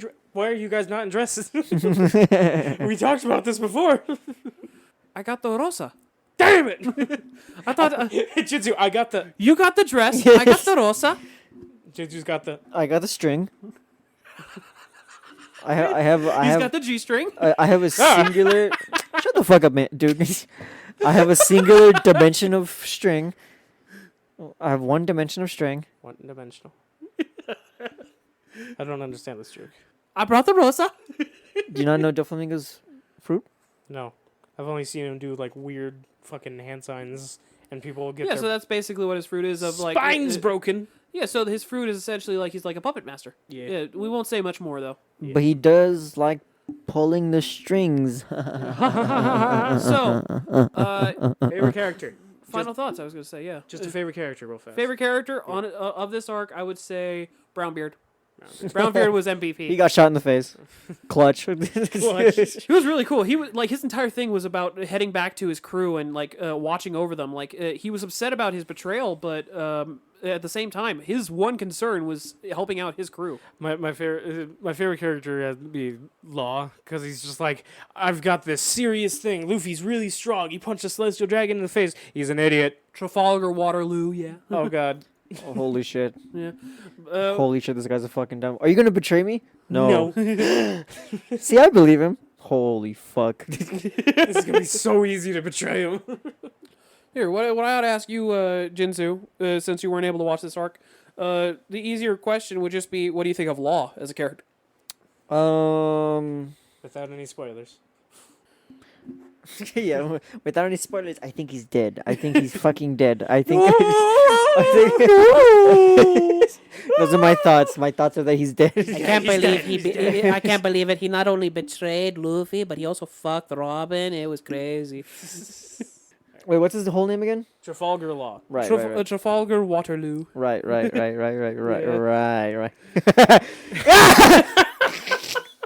Jinzu, I fucking love you. Knowing spoilers is pretty fun. Yeah. Just how in the dark I am. Yeah. It's always fun. But what do you think of Law as a character? I think Law, he's really cool. I haven't really watched any of like him being there.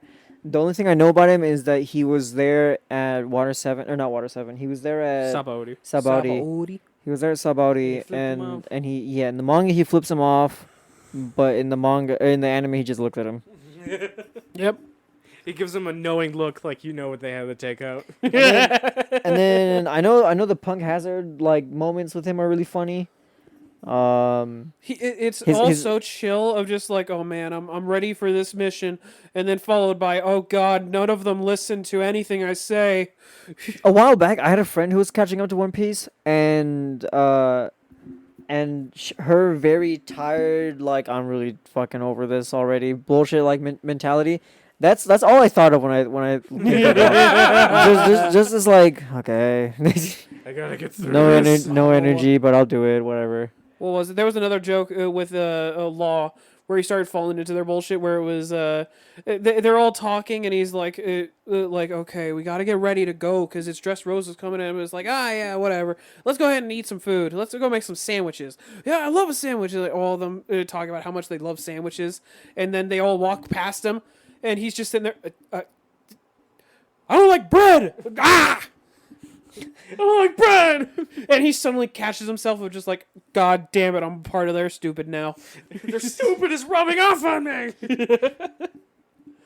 So much fun. Sounds familiar, Jinsu. You don't know his name. Is it that he's the grandson of? Of Whitebeard? No. Yeah, he's the grandson of Whitebeard. He's the grandson of Ace. Goku. Of Ace. He's the grandson of Ace. Of Luffy. Of Ace. Time travel. Ace was fucking. Do you know one of the cover stories actually has this milkmaid that meets with Ace, and everybody assumes that it's a possibility that she actually has his kid. Like as a prisoner? Who has whose kid?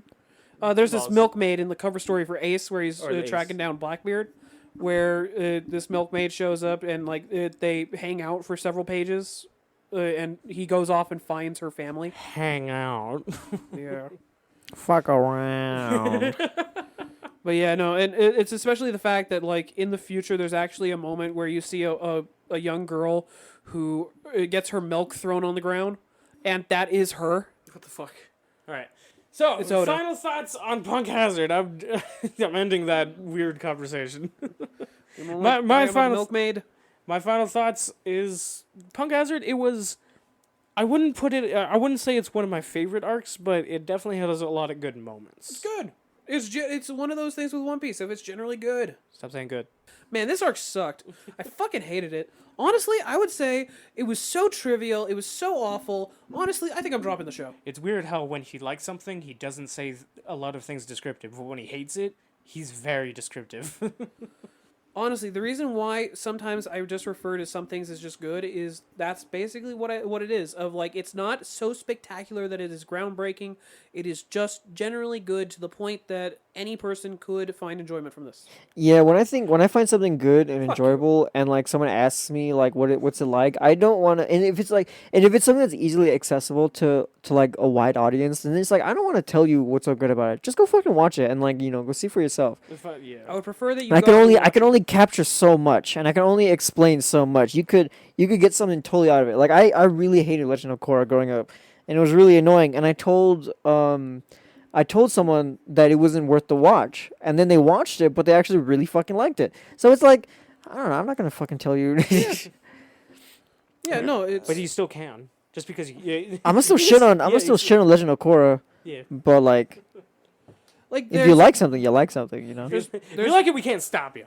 There's been a lot of shows we watch where, on occasion, it is the kind of thing where the best descriptive word for it is just good. It's not that it's like so beyond mind-breaking good, grand, that you look at it as it broke records.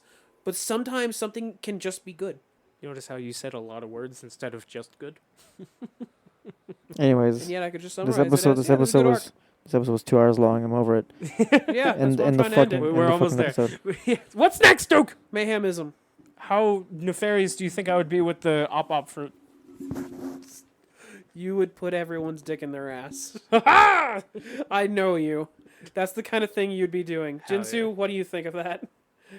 The most dangerous thing in the world. He's put if Mayhem had the op fruit. He's put the mic down. put the mic down. He put the mic down. He put the mic down. He's done. but on that disappointing note, thank you everybody so much for watching. If you liked it, subscribe for more, and we'll catch you next time with Dressrosa. Yeah, we got Dressrosa. We got the arc where I'm not sure how you're gonna feel. Bye. You know, it was co-written by the guy who made Naruto. What? If you want to see more of our content, you can find our YouTube, Instagram, and Twitter on our Linktree at linktree/greenvillains. That's linktr.ee/greenvillains.